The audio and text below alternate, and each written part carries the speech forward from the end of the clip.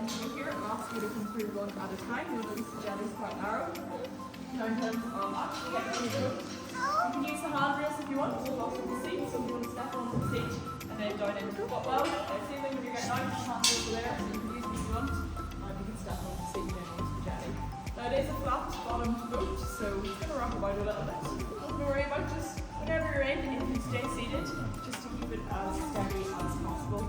And I know it's tempting to throw your hands along the water, and there's lots of rocks, and you're very kind. The odd time we do brush up against a few of those rocks.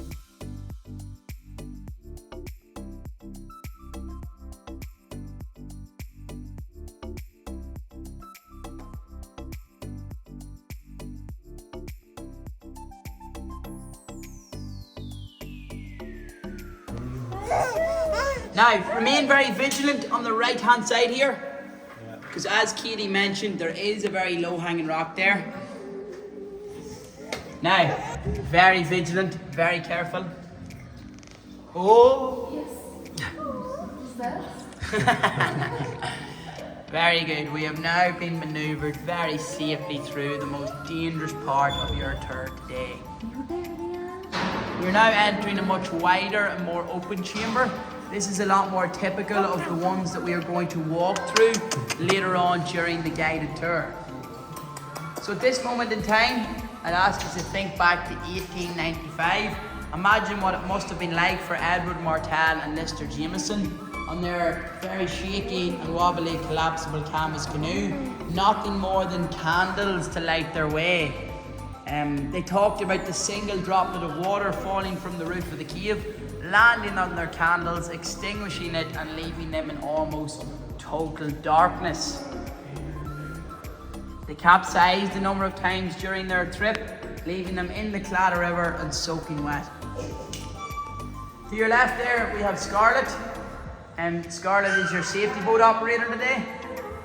If anyone happens to fall in, Scarlett's going to come in and save you. Scarlett will be disappointed to find out that the bridge beat Belfast by 2 points.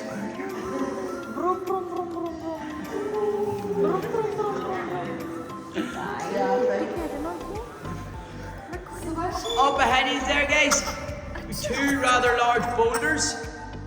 Those boulders weigh about 15 tonne each. So to put that into perspective, that's about the weight of 2 double-decker buses or 4 baby elephants. These are actually the newest addition to the Marble Arch Caves. They fell around 6 months ago. Of course, I'm only joking. They actually fell around 12,000 years ago. You might just see how delicately balanced they really are there. There you go. You maybe also notice the sellotape and glue tack we put up there. Now, if they were to fall today, guys, they would fall quite splash, because that is the deepest part of our river we are passing over at about 4 meters in depth. But that drastically changes as we round the corner to around waist height water. So from this point on, it is actually possible to walk. The river that we are currently on is the Claddagh River. The Claddagh River is made up of 3 tributary rivers. Those 3 tributary rivers are called the Shrew Crappa, the Ahanra and the Owen Breen. Now the Shrew Crappa and the Ahanra come from over there on your right hand side where my light is shining. Alright? Whereas the Owen Breen comes from over on the left, opposite it. Alright? So you are actually going to follow the Owen Breen during your guided tour today.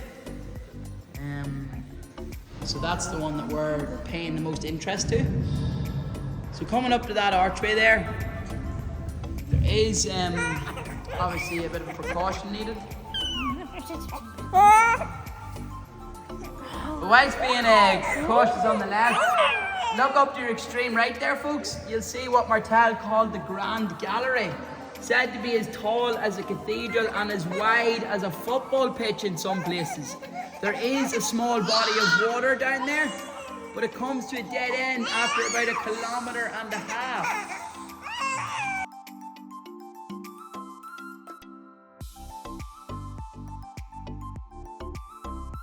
Couple of health and safety pointers before getting off the boat. Please remain seated until myself and Katie have the boat tied up, and then we'll get you out one at a time, starting with the front row and making our way to the back.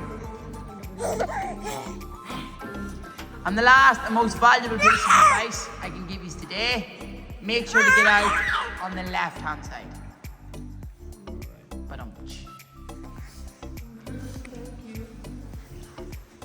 Now, so remain seated.